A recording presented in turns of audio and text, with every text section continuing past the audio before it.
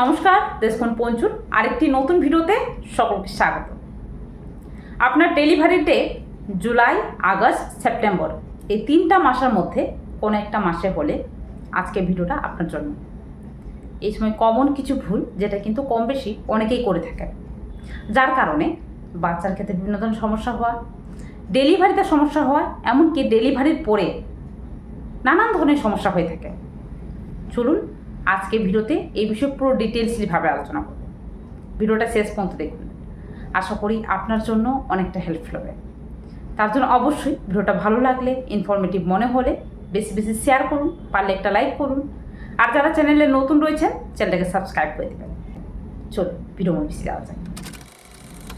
তো ভিডিওতে এগিয়ে যাওয়ার আগে একটা ছোট্ট প্রশ্ন রাখি, সেটা হলো আপনার ডেলিভারি ডেট এই 3টা মাসের মধ্যে কোন মাসে কমেন্ট বক্সে জানবেন। এবারে দেখুন, গর্ভাবস্থার এই সময়টা কারো ক্ষেত্রে হয়তো 7 মাস চলছে, কারো ক্ষেত্রে 8 মাস, আর কারো ক্ষেত্রে 9 মাস রানিং। তো খুব শীঘ্রই ডেলিভারি হতে চলেছে। তো এই সময় কমন কয়েকটা জিনিস যেটা কিন্তু আপনাকে জানতেই হবে, কমন কিছু ভুল যেটা কিন্তু আপনি ভুলেও করবেন না, যেটা করলে বাচ্চার বিভিন্ন ধরনের সমস্যা হতে পারে। আগেই বললাম, যার মধ্যে প্রথমত হলো এই সময় আপনার পুষ্টির ওপর বিশেষভাবে খেয়াল রাখা। দেখুন, গর্ভাবস্থার এই সময়ে বাচ্চা দ্রুত হারে বৃদ্ধি পায়, যার কারণে আপনি কি খাচ্ছেন এবং কি করছেন এই জিনিসটা কিন্তু বিশেষভাবে খেয়াল রাখতে হবে। মানে গর্ভাবস্থার এই সময় আপনি হুটহাট করে কোনো জায়গায় উঠতে পারবেন না। এ পাশ থেকে ও পাশ ফেরার সময় অবশ্যই আপনাকে একটু টাইম নিয়ে এবং নির্দিষ্ট একটা পজিশনে এ পাশ থেকে ও পাশ হতে হবে। হুটহাট করে এ পাশ থেকে ও পাশ হলেও আপনার ক্ষেত্রে কোমরে ব্যথা, পেটে ব্যথা হওয়ার সম্ভাবনা বেড়ে যেতে পারে। হঠাৎ করে পেটে ব্যথা দেখা যাচ্ছে, যার কারণে এই সময় আপনাকে খুব সাবধানে উঠা বসা, তার সঙ্গে সঙ্গে হেলদি খাবার খাওয়াটা খুব জরুরি। কারণ এই সময় বাচ্চা দ্রুত হারে বৃদ্ধি পাচ্ছে। সেক্ষেত্রে এই সময় আপনি কি খাবেন? ঘরোয়া কিছু খাবার, যে খাবারগুলো খেলে আপনি হেলদি থাকবেন, যেমন ভাত, ডাল, রুটি, এবং তার সঙ্গে সঙ্গে বিভিন্ন ধরনের ফলমূল, বিভিন্ন ধরনের ড্রাই ফ্রুটস, এমনকি এই সময় যে খাবারগুলো খেতে আপনাকে ভালো লাগছে সব কিছুই খেতে পারেন, তবে অতিরিক্ত কোনো খাবার যেটা কিন্তু আপনার ক্ষতি করতে পারে, যেমন তেল, ঝাল, স্পাইসিযুক্ত যে কোনো ধরনের খাবার, এই খাবারগুলো কিন্তু স্বাভাবিকভাবে আপনার বাচ্চার বৃদ্ধিতে পুরোপুরি ব্যাঘাত ঘটায়। যার কারণে এই খাবারগুলো যতটা পারবেন স্কিপ করে চলবেন। আচ্ছা, এই সময় আপনার বাচ্চা কিন্তু, যেটা প্রথমেই বললাম, যে দ্রুত হারে বৃদ্ধি পায়। মানে প্রেগনেন্সির 7 মাসে বাচ্চার ওজন দেখবেন 1 কেজি, সেটাই প্রেগনেন্সির 9 নম্বর মাসে গিয়ে 2.5 কেজি থেকে 3.5 কেজি পর্যন্ত হয়ে যায়। আর এই ওজনটাই হলো আপনার ক্ষেত্রে নর্মাল ডেলিভারি হওয়ার জন্য বা আপনার বাচ্চা একটা সুস্থ সবলভাবে জন্ম হওয়ার জন্য অ্যাকচুয়াল ওজন বা সঠিক ওজন। এই ওজনে বাচ্চা জন্ম নিলে আপনার বাচ্চা সুস্থ থাকবে, কোনো ধরনের ক্ষতি হওয়ার সম্ভাবনা, কোনো ধরনের ইনফেকশন হওয়ার সম্ভাবনা কম থাকে।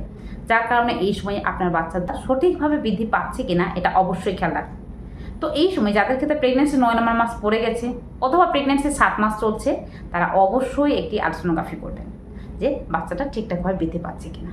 এবারে বাচ্চার ওজন দেখছেন কম আছে, তাহলে কিন্তু আপনার কাছে এখনও সময় আছে, ডেলিভারি হতে আর কিছুদিনও বাকি রয়েছে।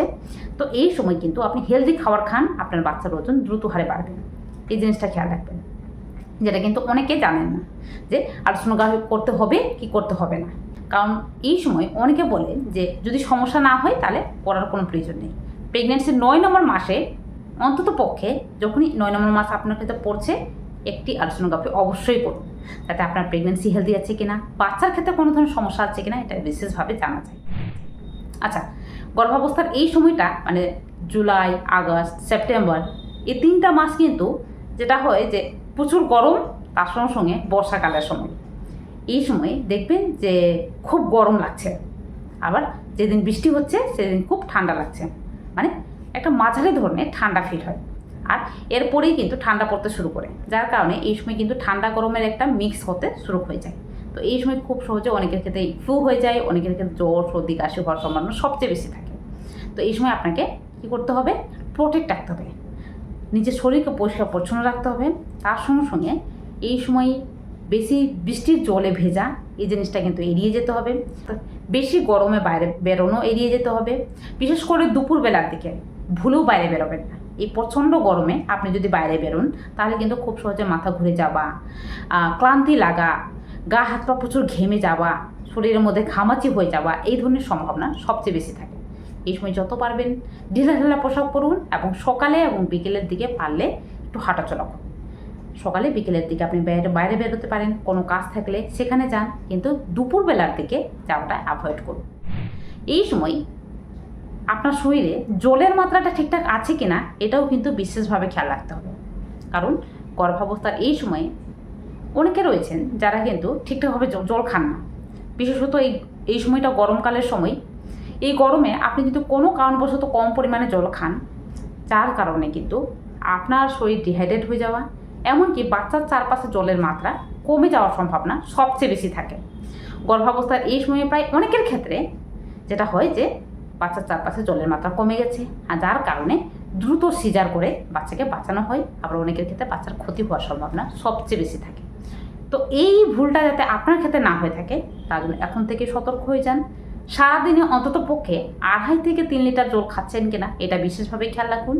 তার সঙ্গে সঙ্গে ডাবের জল, লেবু জল, শরবত, যে কোনো ধরনের শরবত খেতে পারেন, যে কোনো ফলের রসও খেতে পারেন, এমনকি ওয়ারেস ওয়াটার এটা অবশ্যই খান। গ্লুকন্ডি জল এটাও খেতে পারেন, যেটা আপনার শরীরকে হাইড্রেট করে রাখবে, এটা মনে রাখবেন। আচ্ছা, এবারে এই সময় যাদের ক্ষেত্রে ডেলিভারি ডেট সামনে চলে এসেছে, মানে ধরে নিন 1 মাস আরও বাকি রয়েছে আর 9 মাস রানিং চলছে, আর কিছুদিন বাকি রয়েছে, তো এই সময় বিশেষ কমন কিছু ভুল যেটা কিন্তু কখনোই করবেন না, সেটা হলো সবসময় শুয়ে বসে থাকা। এই ভুলটা কিন্তু একটা মারাত্মক ভুল। বিশেষত আপনি যদি নর্মাল ডেলিভারি চান এবং আপনি চান যে ডেলিভারিতে যাতে কোনো ধরনের সমস্যা না হয়, সেক্ষেত্রে এই সময় আপনি নিজেকে যতটা পারছেন অ্যাক্টিভ রাখুন এবং পারলে কিছু ব্যায়াম করুন। দেখুন, হুটহাট করে কোনো ব্যায়াম করতে বলবো না, তবে অবশ্যই ইন্ডিয়ান টয়লেটে যেভাবে বসেন, ইন্ডিয়ান কমোডে যেভাবে বসেন, 2 পা দুদিকে রেখে মাঝখানে ফাঁকা রেখে, সেভাবে মাঝে মাঝে বসুন, দেখবেন ঠিক সময়ে জোড়ার মুখ খুলবে।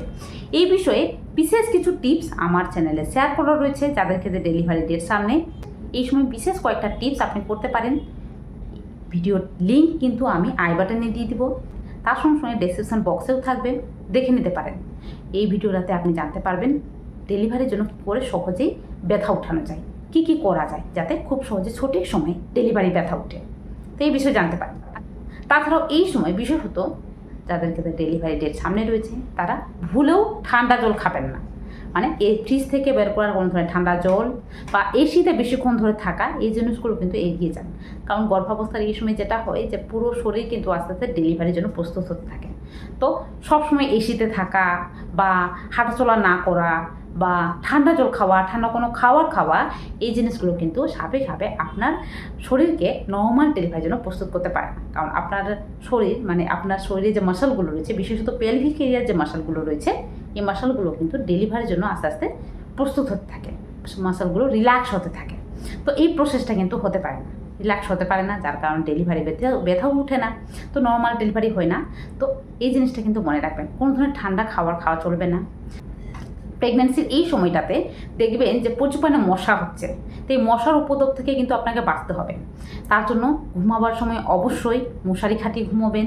কোনো ধরনের নোংরা, অপরিষ্কার, অপরিচ্ছন্ন জায়গায় যাওয়া থেকে বিরত থাকবেন, কারণ যে কোনো ধরনের মশা কিন্তু এই সময় খুব সহজে আপনাকে ম্যালেরিয়া, ডেঙ্গু এই ধরনের রোগ ঘটানোর সম্ভাবনা সবচেয়ে বেশি থাকে, এটা মনে রাখবেন। কারণ এই সময়টা কিন্তু একটা মারাত্মক সময়, এটা অবশ্যই খেয়াল রাখবেন। আর তাছাড়াও যারা এখনও পর্যন্ত ডেলিভারি ব্যাগটা গুছাননি, ডেলিভারি ব্যাগ গুছিয়ে নিন। ডেলিভারি ব্যাগে কী কী নেবেন এই বিষয়ে যদি আপনারা জানতে চান তাহলে অবশ্যই কমেন্ট বক্সে জানান, ডিটেলসলি ভাবে ভিডিও শেয়ার করব।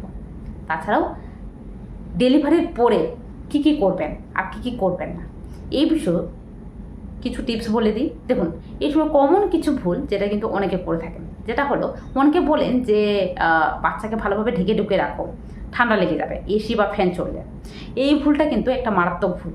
বাচ্চাকে বেশি পরিমাণ ঢেকে রাখা মানে বাচ্চার ঘামাচি, বাচ্চার শরীরে বিভিন্ন ধরনের ইনফেকশন হয়ে যাওয়ার সম্ভাবনা সবচেয়ে বেশি থাকে।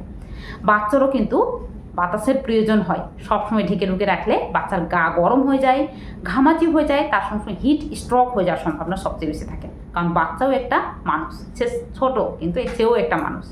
তার জন্য এই সময় তাকে ফ্যানের বাতাসও দিতে হবে। খুব গরম থাকলে এসিতেও আপনি রাখতে পারেন, তবে অবশ্যই এসির পাওয়ার থাকবে 24 থেকে 26-এর মধ্যে। ঘর ঠান্ডা হয়ে গেলে আবার এসি অফ করে দিন। আর এসি সরাসরি বাতাস বা ফ্যানের সরাসরি বাতাস যাতে বাচ্চার বুকে না লাগে এটা খেয়াল রাখবেন। এই জিনিসটা কিন্তু অবশ্যই মেনে চলবেন, কারণ অনেক সময় অনেকের ক্ষেত্রে বাচ্চার নিউমোনিয়া হয়ে যায়। তো এই জিনিসটা কিন্তু অনেকে ভেবে বাচ্চাকে বাতাস লাগান না, তবে এটাও কিন্তু বাচ্চার জন্য ক্ষতিকারক। তাছাড়াও এই সময় অনেক মায়েরা বলেন যে বেশি পরিমাণে জল খেলে, মানে ডেলিভারির পরে বেশি পরিমাণে জল খেলে বাচ্চার জ্বর সর্দি কাশি হয়ে যায়, বাচ্চার ঠান্ডা লেগে যায় বা পেট বড় হয়ে যায়, পেটটা কমতে চায় না, যার কারণে খাবার কম খেতে বলেন, বেশি পরিমাণে জল কম খেতে বলেন। এই জিনিসগুলো কিন্তু মানতে বলেন। তবে মনে রাখবেন, এই সময় আপনি যদি ঠিকঠাক পরিমাণে খাবার না খান, ঠিকঠাক পরিমাণে জল না খান, সেক্ষেত্রে কিন্তু আপনার কোষ্ঠকাঠিন্য সমস্যা বেড়ে যাবে। এমনকি আপনার বিভিন্ন ধরনের ব্যথা যন্ত্রণা হওয়ার সম্ভাবনা বেড়ে যায়, গ্যাস অ্যাসিডিটি বেশি পরিমাণে হয়, এমনকি এই মিল্ক উৎপাদনের যে ক্ষমতা সেটাও কিন্তু কমে যায়। বাচ্চা ঠিকঠাকভাবে মিল্ক পান করতে পারে না, আপনার শরীরে মিল্ক তৈরি হচ্ছে না। তো এই জিনিসগুলো কিন্তু বিশেষভাবে জানা প্রয়োজন। এই সময় ফল মূল সব খেতে পারবেন, ডাক্তারের পরামর্শ অনুযায়ী চলুন, আপনি হেলদি থাকবেন। নাকি কোনো পাড়ার কাকিমা, কোনো দিদা দাদি কাকিমাদের কথা শুনে আপনার বাচ্চা হেলদি থাকবে, আপনি হেলদি থাকবেন, সেটা কখনো হয় না।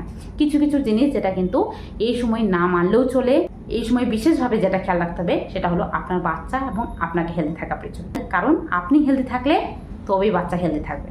তার জন্য এই সময় চেষ্টা করবেন নিজেকে পরিষ্কার পরিচ্ছন্ন রাখা, বাচ্চাকেও পরিষ্কার পরিচ্ছন্ন রাখা, এবং অবশ্যই পুষ্টি জাতীয় খাবার খাওয়া, যাতে আপনি হেলদি থাকেন। চলুন আজকে ভিডিওটা এই পর্যন্ত।